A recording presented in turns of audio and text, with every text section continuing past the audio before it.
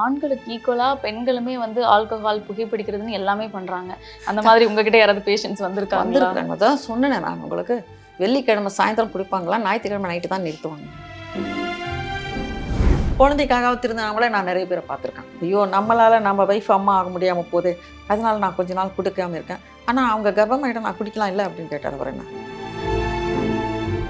இப்போ திருமணத்துக்கு தயாராகிட்டு இருக்க ஆண்கள் மற்றும் பெண்கள் குழந்தையின்மையை தடுக்க ப்ரிகாஷன்ஸா என்னென்ன எடுத்துக்கலாம்? முக்கியமாக சொன்ன அந்த வெயிட் ஒபிசிட்டி சொன்னேன்ல, அது இல்லாமல் இருக்கணும். அதுதான் நிறைய வந்து நார்மல் டெலிவரி ஆகாமல் சிசேரியன் பண்ண வேண்டிய அவசியமே வந்து இந்த பருமனான பெண்களுக்கு நிறைய ஏற்படுது.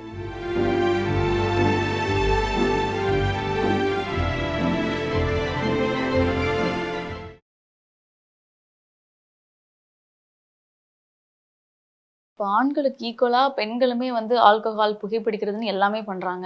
அந்த மாதிரி உங்ககிட்ட யாராவது பேஷண்ட்ஸ் வந்திருக்காங்களா? வந்திருக்காங்க. அதான் சொன்னேனே நான் உங்களுக்கு. வெள்ளிக்கிழமை சாயந்தரம் குடிப்பாங்களா, ஞாயிற்றுக்கிழமை நைட்டு தான் நிறுத்துவாங்க. அதான் அதை விட முடியாதுன்னு சொன்னாங்க. என்ன விட்டுடுங்கன்னு சொல்லிட்டேன். அவங்க நாங்கள் அதெல்லாம் விட்டுட்டு எங்களுக்கு குழந்தை தான் வேணும்னு சொல்லியிருந்தாங்கன்னா நான் எவ்வளோ நாள் ஹார்ட் ஒர்க் பண்ணி அவங்களுக்கு குழந்தை கொடுத்துருப்பேன். ஆனால் நெக்ஸ்ட் நிறைய பேர் விட்டுட்டு இருக்கவங்க இருக்காங்க.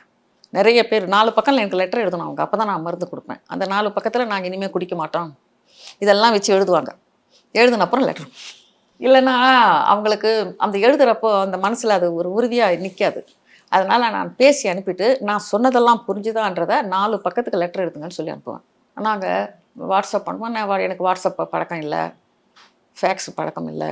கையில் பேனாவில் எழுதி உங்கள் கையெழுத்து போட்டு அனுப்புனீங்கன்னா அதுதான் எனக்கு பழக்கம். பசங்க இருக்காங்களா ஸ்டாஃப், நம்ம ஸ்டாஃப் எல்லாம் சொல்லி கொடுத்து அனுப்புவாங்க. அதை எழுதினப்புறம் அப்புறம் தான் அவங்களுக்கு மருந்து கொடுப்பேன் நான். அதெல்லாம் அது மாதிரி தான் குழந்தைகளை பெற்றுக்கிட்டு வந்து இது இப்போது லாஸ்ட் வீக் 2 பெண்கள் அவங்களுக்கு 15 வருஷம் கழிச்சு ஒரு பொண்ணு பிறந்தது. திருப்பியும் இன்னொரு குழந்தை வேணும்னு சாப்பிட்டார் மருந்து. அப்புறம் 17 கல்யாணமான 17 வருஷம் கழிச்சு இன்னொரு பொண்ணு. 2 பேரும் நீட்டில் செலக்ட் ஆகிட்டாங்க. ஒருத்தர் ஸ்டான்லியில், ஒருத்தர் மாதா. சித்தா பேபிஸ். சந்தோஷமாக இதை எல்லாரையும் கை குழந்தையாக பார்த்தது எல்லாம் இப்போ டாக்டர்ஸாக பார்க்க நிறைய டாக்டர்ஸ் சித்தா பேபிஸாக பிறந்து டாக்டர்ஸ் ஆகிட்ட குழந்தைங்க நிறைய பேர் இருக்காங்க. அதே மாதிரி நிறைய பேர் இன்ஜினியர்ஸ் ஆகிட்டாங்க. கனடாவில் ஒர்க் பண்ணுறான் ஒரு பையன், எவ்வளோ ஹைட்டாக இருக்கிறான். எப்போ பார்த்தேன் இவனா அப்புறம் அவன் சொல்கிறான், நான் அந்த ஆனந்த விகடன் இதில் மடியில் அவங்கள படுத்திருக்கிறேன் நான் தான் மேடம் அது அப்படின்னு. சின்ன குழந்தையாக படுத்துன்னு இருக்கிறான். இவன் படிக்கல அவன் தான் அது இப்படி இருக்கிறான் அவன். அந்த மாதிரி வருவாங்க எல்லாம் வந்து என்னை பார்த்துட்டு கல்யாணத்துக்கு கூப்பிட்டுட்டு போவாங்க. அப்போல்லாம் பார்க்குறப்ப நம்மள அதே மாதிரி நானும் ஒரு முறை 5000 10,000 குழந்தைங்க ஆகிட்டானா விழா நடத்தியிருக்கேன். எல்லாரையும் ஒன்றா பார்க்கணுன்னு எனக்கு ஒரு ஆசை. அதனால் வருவாங்க. என்ன ஏதுன்னு கேட்க மாட்டாங்க அப்போ. இப்போ கொரோனா வந்தப்புறம் கொஞ்சம் மாறிடுச்சு நிலைமை. அப்போ வந்து அப்படி இல்லை. அம்மா கூப்பிட்டாங்க நாங்கள் வரோம், அவ்வளோதான். எல்லாம் பேக்கேஜ் எடுத்துக்கிட்டு நேராக வந்துவிடுவாங்க குழந்தை எடுத்துக்கிட்டு. இப்போ அந்த ஃபங்க்ஷன்லாம் நடந்தது. பாவம் இவர் விஜயகாந்த் கூட வந்திருந்தார் அந்த ஃபங்க்ஷனுக்கு. வந்து ரொம்ப நேரம் உட்காந்துருந்து முதல்ல எதுக்கு கூப்பிட்றாங்க என்னன்னு நினச்சேன், இப்போ தான் எனக்கு புரிஞ்சுதுன்னு சொல்லி ரொம்ப சந்தோஷமாக பேசிட்டு போனார். நம்ம மூப்பனார் ஐயா வந்திருந்தார். அப்புறம் முன்னாள் கவர்னர் இருந்தார்ல சென்னாரெட்டி, அவர் என்ன எனக்கு ஒரு தந்தை ஸ்தானத்தில் எனக்கு அவரை பார்த்தப்பறம் எங்கள் அப்பாவை பார்த்தப்பறம் எனக்கு ஒரு அப்பா உணர்வு, அவரை பார்த்தப்ப தான் அந்த மாதிரி ஒருத்தர். அவர் டாக்டர், அவர் உஸ்மானியா யூனிவர்சிட்டி டாக்டர். அதான் அவர் வந்து ஒரு பேஷண்ட்டை தான் அனுப்பினார். இதேமா ஃபிலோஃபன் டியூப் பிளாக் தான். இதை பார்த்துட்டு நீ கூட என்னால் முடியலன்னு சொல்லிடு அப்படின்னாரு. எனக்கு கொஞ்சம் வருத்தமாக போச்சு. சரின்னு பார்த்துட்டேன். ஆனால் பாசிட்டிவ் ஆகிடுச்சு. உடனே ராஜ்பவன் வர வச்சு ஈவினிங் காஃபி டிஃபன் அதெல்லாம் கொடுத்துட்டு, நான் எதுக்கு அப்படி சொன்னேன்னா நீ அப்படி சொன்னதுக்காகவே பாசிட்டிவ் பண்ணிவிடுவேன்றதுக்காக தான் அப்படி சொன்னேன் அப்படின்னாரு. சரி, அவர் இதனால் சொல்லியிருந்தாலும் வயசில் பெரியவர். அந்த ஃபங்க்ஷனுக்கு ஒரு 2 மணி நேரம் கவர்னர் உட்காந்து நல்லபடியாக நடத்தி கொடுத்துட்டு போனார். அப்புறம் அந்த இதில் ஒரு ஸ்பீச் சொன்னப்போ சொன்னார், பெண் குழந்தைங்க வேணான்றீங்க, இந்த டாக்டர் அம்மா வந்து அவங்க வீட்டுக்கு 5வது பெண், அவங்க பிறக்காமல் இருந்தால் உங்களுக்கு நீங்கள்லாம் இப்போ குழந்தைங்களை பெற்றிருப்பீங்களா, அது மாதிரி நினைக்காதீங்க அப்படின்னு சொல்லிட்டு பேசிட்டு போனார். அருமையான நல்ல பேச்சு கொடுத்துட்டு போனார். நம்ம சுகாதார அமைச்சர் அண்ணன் ஆற்காடு வீராசாமி அண்ணன், அவர் பிஏலேருந்து நிறைய பேர் என்கிட்ட அனுப்புனார். பாசிட்டிவ் ஆகிட்டாங்க. ஒரே சந்தோஷம் அவருக்கு. சட்டசபையில் கூட சித்த மருத்துவத்தின் சிறப்பு பற்றி அவர் பேசினார், என்னை பற்றி சொல்லி. நல்ல விஷயங்கள் இருக்குது. நல்லவங்கெல்லாம் அப்போல்லாம் நல்ல அப்போ இருந்து இது பாராட்டி செய்தவங்க நிறைய பேர் இப்போ இல்லை. இப்போ வந்து இந்த மருத்துவத்தின் சிறப்பு தெரிஞ்சுக்கினதை விட இந்த மருத்துவத்தை பற்றி 4-5 ஆங்கில வேர்ட்ஸ் மட்டும் வச்சுக்கிட்டு அதை வச்சு பேசிக்கிட்டே சுற்றிக்கிட்டவங்க நிறைய பேர் இருக்காங்க. ட்ரீட்மெண்ட்டில் செயல்பாட்டில் காட்டணும், அது நிறைய பேர் கொஞ்சம் குறைஞ்சிருக்காங்க. இனிமே தான் வரணும். நம்ம பேஷண்ட்ஸும் நம்ம பக்கத்தில் இருக்கிற டாக்டர்கிட்ட போகணுன்ற இதோட வரமாட்டேன்றாங்களே. உங்கள் ஊரில் ஒரு சித்தா டாக்டர் உங்களுக்காக கிளினிக் திறந்து வச்சுருக்குறாரு, போங்க அவர்கிட்ட போய் சொல்லுங்கள் என்ன சாப்பிட்றதுனால என்ன செய்யுதுன்னு. அதில் நீங்கள் போய் பெரிய பெரிய ஸ்கேன் ரத்தம் டெஸ்ட்லாம் பண்ண வேண்டிய வேலையே இல்லாமல் அவர் உங்களுக்கு எளிமையாக கிளியர் பண்ணிவிடுவார். அது நம்ம ஜனங்க அது இன்னும் கொஞ்சம் ஜாஸ்தி போகணும். இங்கே வராங்க national institute Siddha research institute நிறைய பேர் வராங்க இப்போது. அது மாதிரி அந்தந்த ஊரில் இருக்கிறவங்க அங்கங்கே வரணும். கொஞ்சம் முடியாததுக்கு இந்த பெரிய இடத்துக்கு இந்த மாதிரி வரணும். இதுலேயும் முடியலன்னா இங்கே சர்ஜரிக்கு போகணும். ஒரு ஹார்ட் அட்டாக் வந்துடுச்சு, ஐயோ நீ வந்து போவாத சர்ஜரிக்கு, நீ சித்தா டாக்டர்கிட்ட போ அப்படின்னு நான் சொல்ல மாட்டேன். ஏன்னா அது எமர்ஜென்சி ஹார்ட் அட்டாக், அதை அவங்க தான் பார்க்கணும். ஒரு சாதாரணமாக ஒரு நோய் இருக்குதுன்னா அந்த ஹார்ட் அட்டாக்கே வராமல் இருக்கிறதுக்கு என்ன செய்யணுன்றது அந்த சித்தா டாக்டர் பார்ப்பார். முன்னாடியே பார்த்தா இப்போ சுகர் கொஞ்சம் ரொம்ப முத்தி போயிருக்குது, அவங்களுக்கு ஹை பிளட் சுகர் ரொம்ப அதிகமாக இருக்குது, HbA1c 11-12 அப்படி இருக்குதுன்னு சொல்கிறப்போ ரீனல் ஃபங்க்ஷன் கிட்னி ஃபங்க்ஷன் இது ரொம்ப ப்ராப்ளம் ஆகிடும்.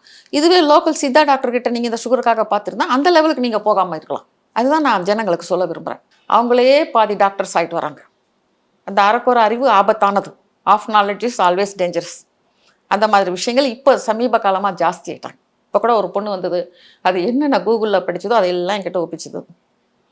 நான் தலையெடுத்தேன்னு கொஞ்சம் கேட்டேன் நேரம், ஏன்னா எல்லாம் எனக்கு தெரிஞ்ச விஷயந்தான். அது ஒப்பிச்சுட்டு இருக்குது, நான் அதை கேட்கலன்னா அவங்களுக்கு கஷ்டமாகுது.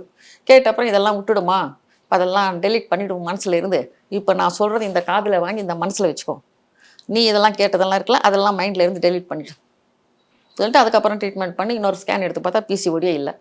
இந்த பிசிஓடிக்கு கூகுளில் பார்த்து வைத்தியம் பண்ணின்னு இருக்குது. என்ன சொல்கிறது இவங்களெல்லாம் நம்ம? அது ரொம்ப அதாவது ஒன்று தெரிஞ்சுக்கங்க ஜனங்க, என்னென்னா நம்ம எந்த அளவுக்கு செயற்கை நிறம், மனம், சுவை, பதப்படுத்தப்பட்ட உணவுகள், திடீர் உணவுகள், ஹோட்டல் சாப்பாடுகள் சேர்க்கிறோமோ அந்த அளவுக்கு நம்ம நோய்களை கூப்பிடுறோம்னு அர்த்தம். எந்த அளவுக்கு வீட்டு சாப்பாடு நம்ம சாப்பிட்றோமோ அந்த அளவுக்கு நாம் ஹெல்த்தியாக இருக்கிறோம்னு அர்த்தம். இதுதான் உண்மை. இதுக்கு முக்கிய பங்கு பெண்களுக்கு இருக்குன்றது தான் என்னுடைய இது. அதுக்காக பெண்கள் வந்து நாங்கள் தான் சமையல்காரிகளாக நாங்கள் தான் வேலை செய்யணுமா அப்படின்னு எல்லாம் அதுக்கு ஒரு உரிமை போராட்டம் பண்ணால் நான் ஒன்றும் சொல்ல முடியாது. உண்மையை வீட்டில் அம்மா, ஹஸ்பண்ட், குழந்தைங்க மற்ற இதில் நல்லா இருக்கணும்னு சொல்கிறப்போ ஃப்ரெஷ்ஷாக இது காலையில் செஞ்சோமா காலையில் சாப்பிட்றோம், மத்தியானம் செஞ்சோமா மத்தியானம் சாப்பிட்டுக்கலாம். எப்போது எமர்ஜென்சியானா மத்தியானம் செய்தால் நைட்டு சாப்பிட்லாம். அதையே ஃப்ரிட்ஜில் 4 நாள் வச்சு 5 நாள் வச்சு சாப்பிடக்கூடாது. மாதக்கணக்கில் வச்சு சாப்பிட்றவங்க கூட இருக்காங்க. புளிக்குழம்பெல்லாம் வச்சு மாதக்கணக்கில் ஃப்ரிட்ஜில் வச்சு அதை சாத்தில் பிசைஞ்சு எடுத்துன்னு போயிடுவாங்க. அந்த மாதிரி அதெல்லாம் தான் கொஞ்சம் நோய்கள், அல்சர் வர்றது, கேன்சர் வர்றது, வேறு ஹை கொலஸ்ட்ரால் வர்றது, ஹை பிபி வர்றது, சுகர் ஹையாக போகிறது, இதெல்லாம் கலந்து ஹார்ட்டை பாதிக்கிறது, எல்லா விஷயங்களும் நம்ம கையில் தான் இருக்குது. நாம் தான் நோய்களை வர வச்சுக்கிறோம். அந்த நோய்களை வர வைக்காமல் தடுக்கணும். ஏன்டா அதான் இந்த நொறுக்கு தீனி என்ற பேரில் அந்த சிப்ஸு அதில் இருக்கிற சால்ட் ரொம்ப ஜாஸ்தி. இப்போ தான் சொன்னேன், அந்த சால்ட் அதிகமாக ஆக ஆக ஆக இரைப்பை ஈசோஃபேகஸ் கேன்சர் வர்றது ஜாஸ்தி இருக்குது. இப்போ ஆராய்ச்சியில் சொன்னது, நான் சொல்கிறது இல்லை. இது இப்போ இதுலேயும் ஆஸ்திரேலியாவிலும் வியன்னாலும் சொல்லியிருக்காங்க. அதில் இந்த மாதிரி ஒரு இது வந்து நிறைய ஆஸ்திரேலியாவிலும் கனடாலையும் அமெரிக்காவிலும் இருக்குது. அவங்க ஏன்னா அவங்க டின் ஃபுட்டு ரெடிமேட் ஃபுட்டு சாப்பிட்றதால அவங்களுக்கு கொஞ்சம் கேன்சர் அதிகமாகுது. நம்மளுடைய சாப்பாடு, நம்மளுடைய உணவு தான் கொரோனா டைம்லேயே நம்மளை நிறைய இந்த மாதிரி மரண எண்ணிக்கையை குறைச்சது. நம்மளுடைய சாப்பாடு ரேட்டு தான் குறைச்சது. அவங்கள மாதிரி சாப்பாடு ரேட் அதிகமாக இருந்தால் நிறைய போயிட்டுருக்கும். அதனால தான் இந்த இஞ்சி, பூண்டு, கட்டி பெருங்காயம், சீரகம், மிளகு, கட்டி பெருங்காயத்தூள் வாங்கக்கூடாது. கட்டி பெருங்காயம் வாங்கி வறுத்து பவுடர் பண்ணிக்கிட்டு இந்த இஞ்சி கொஞ்சம் போட்டு இந்த சீரகம் தனியா, மிளகு சேர்த்து ரசம் வச்சிங்கன்னா நீர் கட்டியே வராது. கர்ப்பப்பை கட்டியும் கரையும், வெயிட்டு குறையும். எல்லா நோய்களுக்கும் மெயின் காரணம் என்ன தெரியுமா? உடல் பருமன், ஒபிசிட்டி, அதிகமான வெயிட் இருக்குது. ஏன் அதிகமான வெயிட் வருது? கண்டிப்பாக வெளியில் சாப்பிட்றதுனால வர வெயிட். ரெடிமேடு யாருமே வீட்டு சாப்பாடு கட்டி ஸ்டூடெண்ட்ஸ், காலேஜ் பசங்களும் எடுத்துகிட்டு போகிறதில்ல, ஸ்கூல் பசங்களும் எடுத்துகிட்டு போகிறதில்ல. வீட்டுக்கு போய் சாப்பிட்டுட்டு வருவோம். முன்னெல்லாம் நாங்களாம் ஊரில் ஸ்கூல் இருக்கோம், மத்தியானம் வீட்டுக்கு போய் சாப்பிட்டுட்டு வரோம். இப்போ எல்லாம் தூரமாக எங்கேயோ இருக்கிற ப்ரைவேட் ஸ்கூலுங்களுக்கு அனுப்புகிறாங்க. அங்கே சாப்பாடு என்ன கிடைக்குதோ அவங்க கொடுக்குற சாப்பிட்றாங்க. நான் கவர்மெண்ட் ஸ்கூலில் தான் படித்தேன். கவர்மெண்ட் ஸ்கூல்லேருந்து மத்தியானம் சாப்பாட்டுக்கு போவேன். நல்ல ஸ்கூல் தான், நல்லா படித்தவங்க, என் கூட படித்தவங்கலாம் கூட நல்ல இன்ஜினியர்ஸ்லாம் ஆகிருக்கிறாங்க. நல்ல ஸ்கூலுங்க இருக்குது. ஆனால் அதுக்கும் நமக்கு ஒரு ப்ரைவேட் ஸ்கூலில் போய் பல லட்சங்கள். இப்போ கேட்குறாங்களா, நான் உங்களை கேட்டோமா பெற சொல்லி ஏன் அப்படின்ற மாதிரி கேட்குறாங்க சில பேர். குழந்தைங்கள்லாம் பெரியவங்களாம் அனுப்புகிறோம் அம்மாவை. அந்த குழந்தைக்கு சீட்டுக்காக ராத்திரி போய் 10 மணிக்கு படுத்துக்குன்னு அடுத்த நாள் காலையில் 10 மணிக்கு சீட்டுக்கு உட்காந்துருக்குறாங்க, தூங்கி அங்கேயே தூக்கி. இதெல்லாம் எதுக்காக செஞ்சாங்க? உனக்கு ஒரு படிப்பு, அதுக்கப்புறம் நீ ஸ்கூலில் படிக்கிறப்போ வேலை செய்கிற இடத்துலேருந்து பையன் ஸ்கூலில் இருந்து வந்துவிடணும், அவசரமாக ஓடி உன்னை கூப்பிட்டுன்னு வர்றது, உனக்கு காலேஜ் சீட்டுக்கு வாங்கி கொடுக்கறது, அதுக்கப்புறம் உனக்கு வேலை வாங்கி கொடுக்கறது, இதுக்கப்புறம் உனக்கு கல்யாணம் பண்ண அப்புறம் அவங்க தேவையில்லை. எந்த ஒரு நியாயம் இது? ரெண்டாவது லைஃப் அவங்களுக்கு மதர்ஸுக்கு ஃபாதருக்கெல்லாம் ரெண்டாவது லைஃப் வேணும். திருப்பியும் அந்த குழந்தைங்களை கவனிக்கிறது, பேரன் பேத்திகளை கவனிக்கிறது, திருப்பியும் இவங்களை எப்படி பார்த்தாங்களோ திருப்பியும் அதே அவங்களுக்கு திருப்பியும் சைக்கிள் ரிப்பீட் ஆகுது. அப்போ அவங்க எப்போ தான் லைஃப்பில் ரெஸ்ட்டில் இருப்பாங்க? இதெல்லாம் வந்து கேட்குறப்ப சில பேருக்கு கஷ்டமாக இருக்குது, சில பேருக்கு சந்தோஷமாக இருக்குது. இதுக்கு நியாயமாக யோசிச்சா நான் சொல்கிற நியாயம் புரியும். இப்போ திருமணத்துக்கு தயாராகிட்டு இருக்க ஆண்கள் மற்றும் பெண்கள் குழந்தையின்மையை தடுக்க ப்ரிகாஷன்ஸாக என்னென்ன எடுத்துக்கலாம்? முக்கியமாக சொன்ன அந்த வெயிட் ஒபிசிட்டி சொன்னேன்ல, அது இல்லாமல் இருக்கணும். அதுதான் நிறைய வந்து சிசரின் கூட ஆகிறதுக்கு கூட பெண்களுக்கு காரணம் அதுதான். நார்மல் டெலிவரி ஆகாமல் சிசரின் பண்ண வேண்டிய அவசியமே வந்து இந்த பருமனான பெண்களுக்கு நிறைய ஏற்படுது. இர்ரெகுலர் மென்சஸ், அதாவது ரெகுலர் மென்சஸ் வரலன்னா அது குழந்தை பேருக்கும் தடை, உடல் நலத்துக்கும் கேடு. ஆண்களுக்கும் வந்து அந்த உடல் பருமன் வந்து குழந்தை பேருக்கும் தடை, அவங்களுக்கும் உடல் நலத்துக்கும் கேடு. அவங்களுக்கு ஹார்மோன்ஸ் இம்பேலன்ஸ் நிறைய வந்துடும். அவங்களுக்கு என்ன செய்யணும்னா, அவங்க ஆண்கள் எல்லாம் வந்து ஒரு செமன் டெஸ்ட் பண்ணிக்கணும். அந்த செமன் டெஸ்ட்டில் கவுண்ட் எவ்வளோ இருக்குது என்னன்றது நம்மளுக்கு தெரியும். அதை சரியாக்கிக்கிட்டு அதை வந்து அவங்க சிம்பிள் டெஸ்ட்டில் புரிஞ்சிக்கலாம். ரெண்டாவது, பெண்கள் வந்து இர்ரெகுலர் மென்சஸ் இருந்ததுன்னா அதை மென்சஸ் ரெகுலர் ஆகிறதுக்கு நிறைய உணவே இருக்குது. மிளகு கலந்த உணவுகள், பழங்கள் வந்து பப்பாளி பழம், அன்னாச்சி பழம், பைனாப்பிள் இதெல்லாம் சாப்பிட்டோம்னா கொஞ்சம் நல்லா ரெகுலர் மென்சஸ் வரும். மாவு கொஞ்சம் குறைச்சிட்டு காய்கறி, கீரைகள், வாழைத்தண்டு, பைத்தம்பருப்பு கூட்டு இதெல்லாம் சாப்பிட்டா வெயிட் குறையும். ஒபிசிட்டி குறைக்கிறதுக்கு சித்த மருத்துவத்தில் அவ்வளோ சிறந்த மருந்துகள் இருக்குது. அதில் மருந்துகள் தான், உணவே தான். அதில் என்ன, சீரகம், கொள்ளு, கட்டி பெருங்காயம், மிளகு, திப்பிலி அண்டு கடுக்காய், தாண்டிக்காய், ஜாதிக்காய், இந்த மாதிரி எல்லாம் ஒரு 9 மருந்துகள் கலந்து இந்த ஒபிசிட்டிக்காக இருக்குது. அது கொடுத்தோம்னா வெயிட்டு நல்லா, வயிறு இதுவாக இருக்கிறவங்களாம் வயிறு அப்படியே ஃப்ளாட் ஆகிடும். ஏன்னா நான் முதல்ல ஹைட்டுக்கு ஏற்ற வெயிட்டு தான் நான் செய்கிறேன் பேஷண்ட்டுகளுக்கெல்லாம். அதுக்கப்புறம் தான் நான் அந்த ட்ரீட்மெண்ட்டில் அவங்களுக்கு இம்ப்ரூவ்மெண்ட் வருது. அந்த வெயிட் ஜாஸ்தி இருக்கிறப்ப கொஞ்சம் இம்ப்ரூவ்மெண்ட் வரதுக்கு டைம் எடுக்குது. வெயிட்டு ஹைட்டு கரெக்டாக வந்தால் அவங்களுக்கு ரிசல்ட் கூட சீக்கிரம் வந்துடுது. அதனால் முதல்ல நான் அவங்கள வெயிட் குறைக்கிறது தான் என்னுடைய முதல் வேலை. ரெண்டாவது தான் அந்த கருத்தரிக்க வைக்கிற வேலை. ஸோ இந்த பெண்கள் வந்து வயசுக்கு வந்த டைமில் அதிக எடை போடாமல் கொஞ்சம் எல்லா சுறுசுறுப்பாக வேலைகள் செஞ்சுக்கிட்டு கொஞ்சம் நடந்தாங்களே போதும். ஒன்றுமே இல்லை, எளிய முறையில் நடக்கக்கூடிய விஷயம் என்னென்னா 1 மணி நேரம் நடக்கணும். Harmless exercise. போயிட்டு நீங்கள் போய் அது இது ஜிம்மில் போய் குதிக்க வேண்டியது அதெல்லாம் கூட கிடையாது. இந்த எக்ஸசைஸ் பண்ணால் ஜிம்முக்கு கூட போக வேண்டியதில்லை. நானே நிறைய பேர் ஜிம்முக்கு போகாமல் நிறுத்தியிருக்கேன். அங்கே போயிட்டு தான் ஓவர் இதுவாக ஆகணும்னு சொல்லிட்டு அதிகமான ப்ரோட்டீன்ஸ் கொடுத்து அவங்க செய்கிற அந்த இதெல்லாம் வந்து சில பேர் உயிருக்கே ஆபத்தாக முடிச்சிடும். இது நான் வந்து ஒரு 25 இயர்ஸாகவே நான் ஜிம்முக்கு போகிறத நான் என்கரேஜ் பண்ண மாட்டேன். ஏன்னா அந்த வாக்கிங் போகிற, டெய்லி வாக்கிங் போகிற 1 hour போகிறதும், ஒரு வருஷம் போயிட்டு ஜிம்முக்கு போகிறது, ஒரு வருஷம் போயிட்டும் பார்த்தா எதில் அதிகம் பெனிஃபிட் இருக்குதுன்னா வாக்கிங்கில் தான் அதிகம் பெனிஃபிட். சில நஷ்டங்கள் எதில் ஏற்படுதுன்னா ஜிம்மில் தான் ஏற்படும். வாக்கிங்கில் எந்த நஷ்டமும் ஏற்படாது. அதுலேயும் பீச் வாக்கிங்ன்றது அந்த பீச்சு காற்று, மணலில் நாம் வந்து ரோட்டில் 2 கிலோமீட்டர் நடக்கிறது, மணலில் 1 கிலோமீட்டர் நடந்தால் ரோட்டில் 2 கிலோமீட்டர் நடக்கிறதுக்கு ஈக்குவல். அது பீச்சு இல்லாதவங்க சாதாரண ஸ்ட்ரீட்டில், பார்க்கில் தான் இப்போ அங்கங்கே பார்க்குங்க இருக்குது, பார்க்கில் நடக்கலாம். அவங்க தெருவில் நடக்கலாம். ஒரு அம்மா அண்ணா நகரில் கர்ப்பமானப்போ நடக்க சொன்னேன் நான் கொஞ்சம். அந்த அம்மா ஒரு சிங்கிள் பெட்ரூம் ஃப்ளாட்டு, 8 போடுவாங்களாம் 9 போடுவாங்களாம் ரூமில், நடந்து அது மாதிரி நடந்து. ஏன்னா வயசு 41 ஆகிடுச்சு, ஒபிசிட்டி, அதில் கன்சீவ் ஆகிட்டாங்க. அதனால் கொஞ்சம் நடக்கணும்னு சொன்னால் அந்த அம்மா மேலே இருந்து கீழே இறங்குறதுக்கு லிஃப்ட் இல்லை, படி இறங்கக்கூடாதுன்னு சொல்லிட்டேன். என்ன செய்யும் அந்த அம்மா? அதனால் ரூம்லையே நடந்துட்டு அப்புறம் விஜய் ஹாஸ்பிட்டலில் தான் 45 இயர்ஸில் அவங்களுக்கு குழந்தை பிறந்தது. என்கிட்ட 41 வந்தாங்க, 44 கன்சீவ் ஆனாங்க, 45 குழந்தை பிறந்தது. ஏன்னா குழந்தை பிறக்கிறதுக்கு பெண்களுக்கு வயசு என்னன்னா, தீட்டு நிற்கிற வரைக்கும் எல்லா பெண்களும் தாயாக தகுதியானவங்க. மெனோபாஸ் டைம் வந்துட்டா அப்போ அவங்களுக்கு அந்த ஃபிட்னஸ் இல்லை. ஆனால் மெனோபாஸ் வரத்துக்கு முன்ன வருஷம் வந்தால் கூட அதை நம்ம சரியாக்கலாம். ஏன்னா இப்போ எனக்கு திண்டுக்கல்ல ஒரு இடத்துல ஒரு அம்மா குழந்தை பிறந்து 46 வயசில், அந்த குழந்தை பிறந்து 15 வருஷம் ஆகுது. இப்போ 15 வருஷமாக அந்த அம்மா அப்புறம் மென்சஸ் ஆகலை. அதான் அந்த அம்மாவுக்கு லாஸ்ட்டு மென்சஸ் அந்த குழந்தை பிறந்தது தான். மெனோபாஸ் டைம் அது கொஞ்சம். அதை தான் என்னென்னா 20 to 30 இயர்ஸில் நல்ல ரிசல்ட் கொடுக்கும், 30 to 40 கொஞ்சம் குறையும், 40 to 40+ எல்லாம் இன்னும் கொஞ்சம் குறையும். நம்ம அப் டு மெனோபாஸ்க்குள்ளே அதை முடிச்சிடணும். எந்த வயசில் வேணாலும் குழந்தைங்க பெற்றுக்கலாம், அது ஒன்றும் பிரச்சனை இல்லை. கொஞ்சம் பிரசவ நேரத்தில் கொஞ்சம் சிசரைன் பண்ண வேண்டியது வரும், இல்லைனா கொஞ்சம் ரெஸ்ட்டில் இருக்கணும், அந்த மாதிரி விஷயங்கள்லாம் இருக்கும். நானே 46 வரைக்கும் 47 வரைக்கும் கொடுத்துருக்கேன். என்னென்னா இவங்க டயட்டு கரெக்டாக இருக்க வேண்டியது ஒன்றுமே இல்லை. இது பட்னி இருக்க வேண்டியதில்லை, பத்தியம் இருக்க வேண்டியது ஒன்றும் கிடையாது. நான் சொல்கிறத கொஞ்சம் வயிறு நிறைய சாப்பிடுங்க, நான் சொல்கிற முறையில். நீக்க நினச்சதெல்லாம் சாப்பிடாம, அது ஒன்று தான். இந்த கெமிக்கல்ஸ் ட்ரிங்க்ஸ்ன்றது என்ன, கெமிக்கல்ஸ் நிறைய இருக்குது, அதுதான் மெயின் விஷயம். ஸ்மோக்கிங்கில் ரொம்ப இன்னும் ஜாஸ்தி இருக்குது, ஹோட்டல் சாப்பாடில் இன்னும் ஜாஸ்தி இருக்குது. ஒரு பையன் பிரியாணி சாப்பிட்டுட்டு சாஃப்ட் ட்ரிங்க் குடிச்சிக்கிட்டு அப்படியே ஹார்ட் அட்டாக் வந்து போயிட்டான். 21 இயர்ஸ். இதுக்கு இது இந்த பழக்கம். இதெல்லாம் பெரியவங்க சொன்னால் கேட்க மாட்டாங்க. ஒரு பொண்ணு கூட வெளியில் போகுதுன்னா, ஏம்மா எங்கே போகிறேன்னு கேட்குறதுக்கு அந்த அம்மாவுக்கு பயம். அந்த பொண்ணு கத்தும். ஆனால் அந்த பொண்ணு சாயந்தரம் நைட் வரைக்கும் வீட்டுக்கு வராது. இப்போ அந்த அம்மா நிலைமை என்ன, தாய் நிலைமை? அந்த மாதிரி ஒரு நிலைமை தான் இப்போ போயிட்டு இருக்குது. பசங்களும் நைட்டில் தங்குறது, கேட்டால் அப்பாவை முறைச்சிக்கிறது, அம்மா கிட்ட மூஞ்சி கொடுக்காம பேசுறது, இந்த மாதிரி. இது சில விஷயங்கள் இந்த யங்கர் ஜென்ரேஷனில் நிறைய விஷயங்கள் இதெல்லாம் நம்ம திருத்த வேண்டிய விஷயங்கள் நிறைய இருக்குது. யார் பூனைக்கு யார் மணி கட்டுறதுன்ற மாதிரி யாரும் அவங்கவுங்க கண்டுக்காமல் இருக்கிறதுனால சில பேர் கண்டுக்கிறப்போ பசங்க திருந்திக்கிறாங்க. இப்போ இந்த மாதிரி ஆட்கள் கிட்ட வந்தால் நான் சொல்லிடுறேன், குழந்தைக்கு நீ இப்படி இருந்தால் இரு, இல்லைன்னா நான் ஒன்றும் செய்ய முடியாதுன்னு.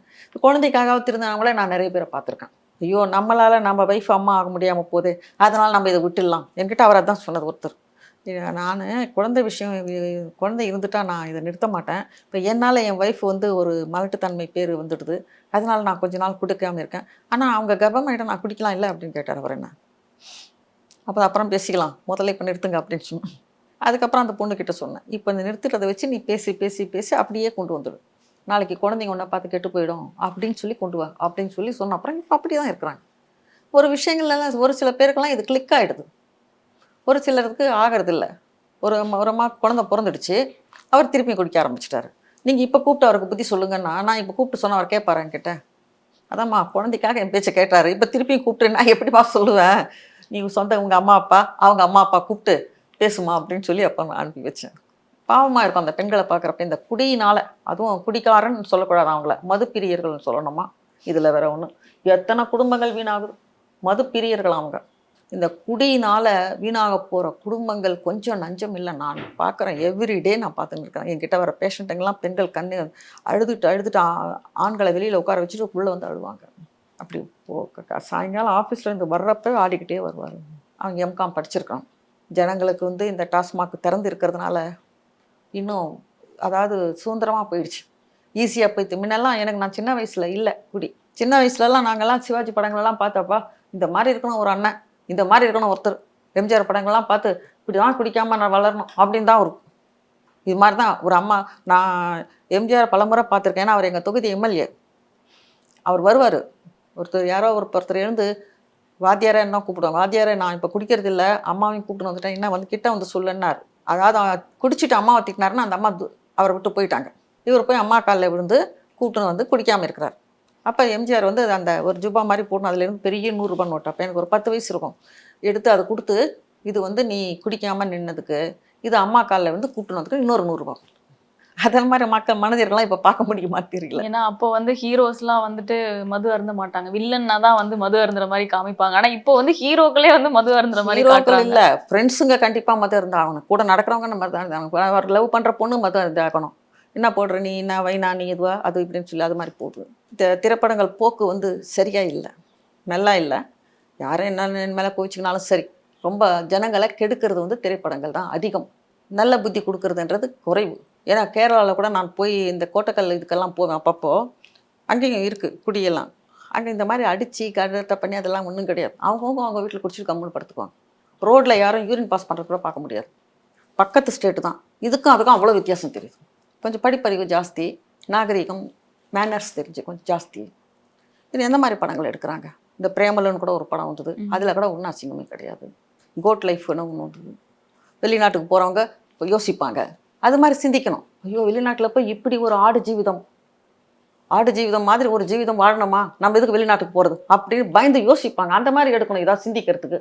இப்போ இருக்கிற இதெல்லாம் வந்து இவங்க பணத்துக்காக, ஜாலிக்காக, என்டர்டைன்மெண்ட்டுக்காக, அங்கே லேடிஸோட கும்மாளம் அடிக்கிறதுக்காக, அவங்க வசதிக்காக, அவங்க இஷ்டத்துக்கு படம் எடுத்துன்னு இருக்கிறாங்க. அதுதான் பார்க்குறதுக்கு எடுத்து நான் நிறைய படங்கள் பார்க்குறது தவிர்த்துட்டேன் இப்போ நான்.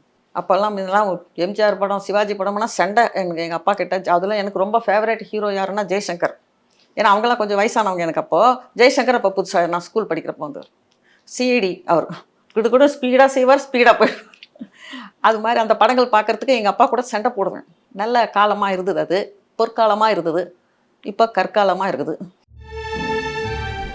பெண்கள் வந்து கருத்தரிக்கிறது வந்து என்னென்ன முறையெல்லாம் இருக்குது, பெண்கள் வந்து எந்த வயசானாலும் வந்து கருத்தரிக்க முடியும் அப்படின்னு சொல்லியிருந்தீங்க. ஆனால் இப்போ இருக்கிற வந்து யங்ஸ்டர்ஸ் நிறைய பேர் பெண்கள் என்ன பண்ணுறாங்கன்னா, ஹெல்த்தியாக இருக்கும் போதே கருமுட்டையை வந்து ஃப்ரீஸ் பண்ணிக்கிறாங்களே. அது எனக்கு அதில் உடன்பாடு இல்லைம்மா. அதே மாதிரி இந்த வாடகை தாய் பெற்றுக்கிறதுலையும் எனக்கு உடன்பாடு இல்லை. 10 மாதம் வயிற்றில் சுமந்து பெற்று குழந்தைங்களுக்கு பெற்றவங்களுக்கு தான் மதர்ஸ் டே. இந்த மாதிரி பெற்றுக்கினவங்களுக்கு மதர்ஸ் டே கிடையவே கிடையாது. சரோகசி மதர்ஸ் டே தான் சொல்லுவோம். இப்போ நயன்தாரா இந்த மாதிரி பண்ணப்பறம் நிறைய பேர் அந்த மாதிரி பழக்கத்துக்கு ஆளாயிட்டாங்க. ஒரு வசதியான பெண்கள் எல்லாம் அவங்களால பெற்றுக்க முடியும். நான் ஏன் வயிற்றில் சுமக்கணும், நான் ஏன் அந்த பிரசவ வலிப்படணும், நான் இப்படி பெற்றுக்கிறேன் அப்படின்னு யாரா பெண்களை செலக்ட் பண்ணிக்கிறாங்க.